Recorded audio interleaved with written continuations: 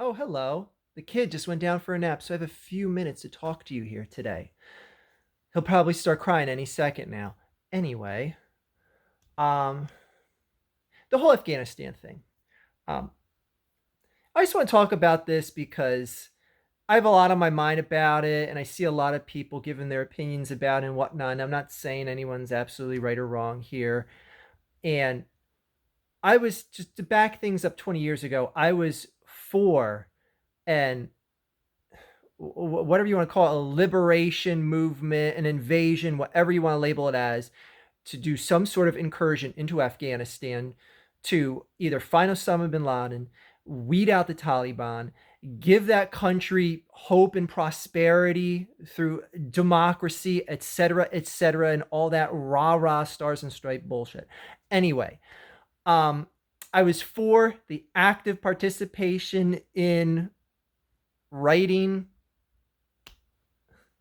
Anyways, correcting the ways of a woeful nation, which is in the eyes of the beholder, some people would say, like, no, it's not woeful, it never was. Anyway, so 20 years ago, I was for us going into Afghanistan, and I feel it was a just effort. However, at no point in time did I conceivably say, we have to stay there to police that nation for what could be an infinity amount of time. Uh, Us pulling our troops out of there was, as Thanos would say, inevitable. Um, what Biden did, I don't see much of a problem with, except one thing that I will get to in a second here, and I think this is where he completely dropped the ball, but we'll get to that in a second. Biden saying, we're getting our troops out of harm's way. It's this country's problem to deal with as far as whether or not they want to actually stand up against the Taliban or go back to what the dark age was like. If they want to live like that, then fine, it's on them. And that is what is so crystal clear with what happens. Basically, America pulled their troops out, and within several days, the Taliban had reconquered the entire nation, including the capital of Kabul. And America gave the infantry forces, the armed forces, what have you and whatnot, gave those defense forces military equipment, military training, stuff that they had never had at their disposal before, stuff that made them either comparable or beyond the equipment that the Taliban had at their disposal. And what did they do? Here's a Humvee. Don't just come on in. Oh, here's Kabul right over here. Like, okay, like I wasn't like on the ground to see what happened, but what I can ascertain through the media outlets is that the Afghanistani national forces just said, just okay, we don't want to fight, just come on in. And this is what makes it so crystal clear of why bother staying? Why bother staying for a people that do not want to stand up against tyranny? Which is either they don't want to fight against them or they're willing to accept that tyranny ruling over them. So why are we going to stay there and fight to keep that tyranny from taking the country over? What kind of expenditure of time is that worthy of? And keep in mind, people, this is a country that even Russia in the Soviet Union era gave up on. They said, we're done with this noise. We're out of here. We're going back to the motherland. Like, Russia isn't exactly known for giving up a fight, but they gave up in Afghanistan. And that's what a lot of people and the critics that just want to just trying to be opportunistic, saying like, "Oh, Biden's a quitter. Biden's such a pussy when it comes to war." What did you want him to do? Stay there for his whole term in office? Have the next person stay there? Have the next president keep the troops there as well? Like how long? 20 more years? Is that long enough to stay occupying Afghanistan? Another 20 after that? Like, it gets to the point where you ask yourself, what is the point? We're going to sit there and try and defend a people from this tyranny that they have no problem just letting walk right into town. Walk right into town. You know, this cool equipment that America gave us, the arm, the weapons, the Humvees, what? Here you go. Here you go, Taliban. All yours now. That's what we were defending.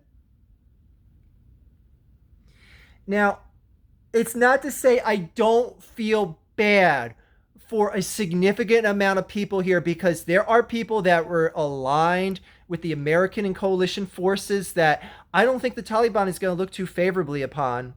Those people that you see running to Kabul airport trying to jump on planes as they're literally taking off, those people are dead men and women. Most likely. But I don't know, like, there's a piece of me inside that says, like, maybe the Taliban wants to turn a new leaf and not try to provoke an incursion back into the country from coalition forces.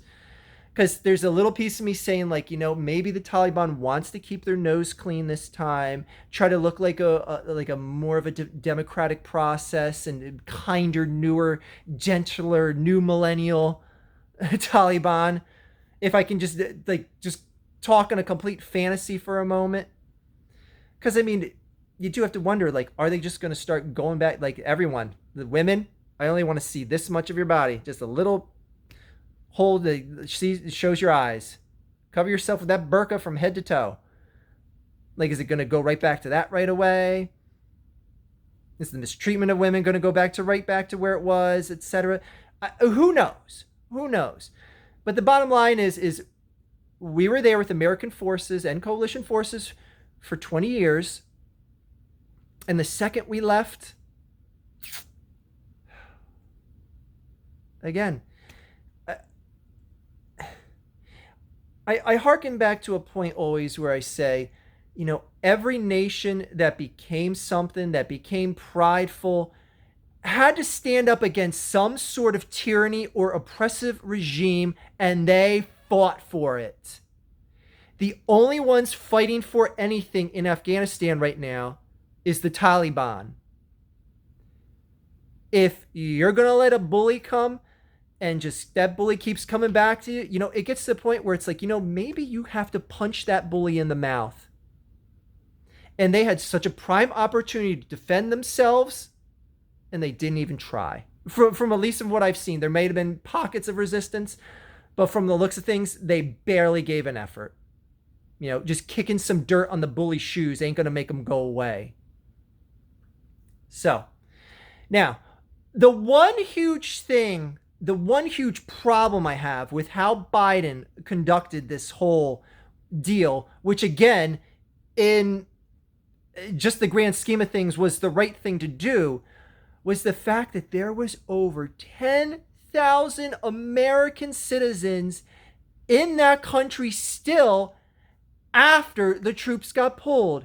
How there wasn't put forth some sort of massive collection and excursion effort put forth to make sure those people are safe. Like right now, there's still over 1,000 Americans there. Like how 10,000 Americans couldn't be rounded up even against their will. I don't care if they thought that the Taliban's not going to come through. What are you talking about? Get in the truck. We're going to Kabul and flying out of town right now. Like how there was over 10,000 Americans still left in the country? Like, are you nuts? Unless the plan was like, hopefully some of these people get captured and be caught and be put by the Taliban on like beheading videos and stuff like that. Like, remember when that was a thing? Like, unless that was the plan, to give the Taliban a chance to do that. Like, I will not give Biden a pass for that. That was so poorly executed. So poorly executed that you left so many thousands of Americans in that country without the armed services there to protect them.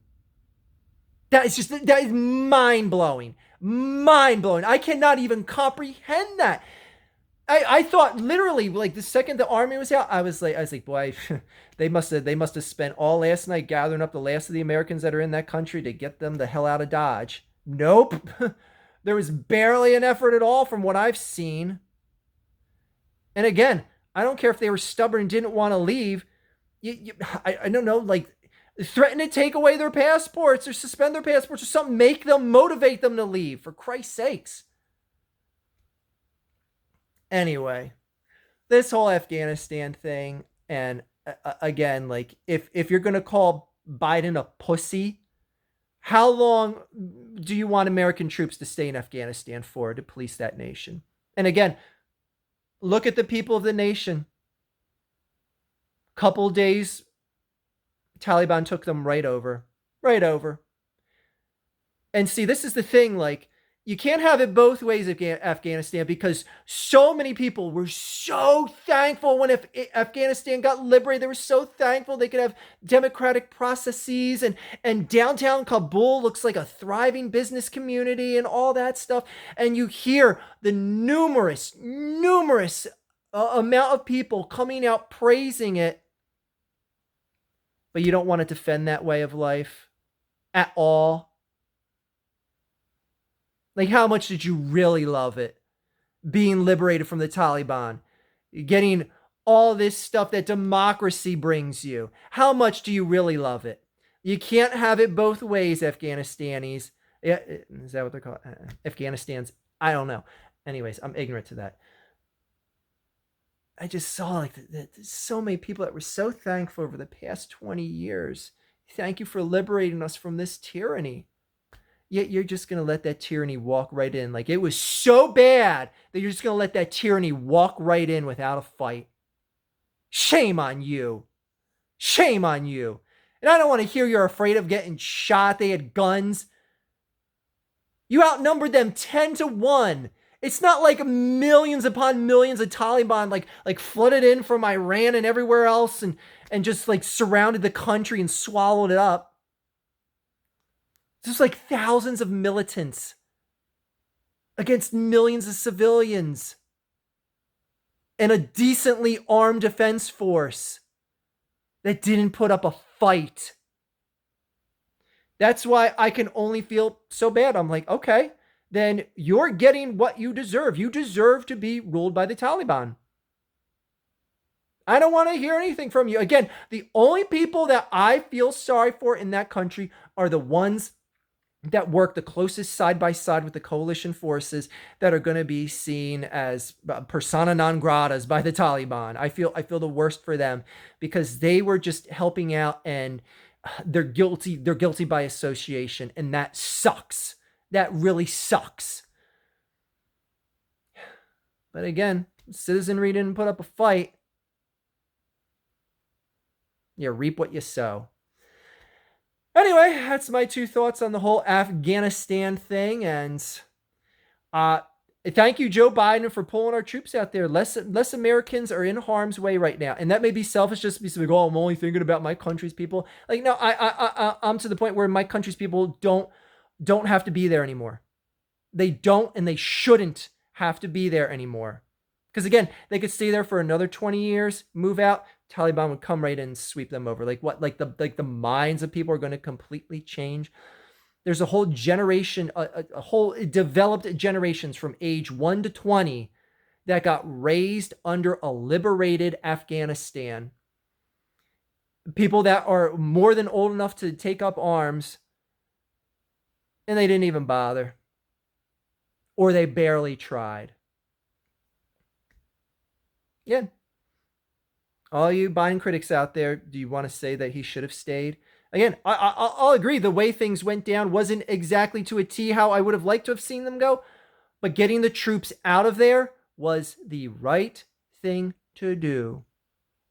Let them deal with their own problems there in Afghanistan now. That is all.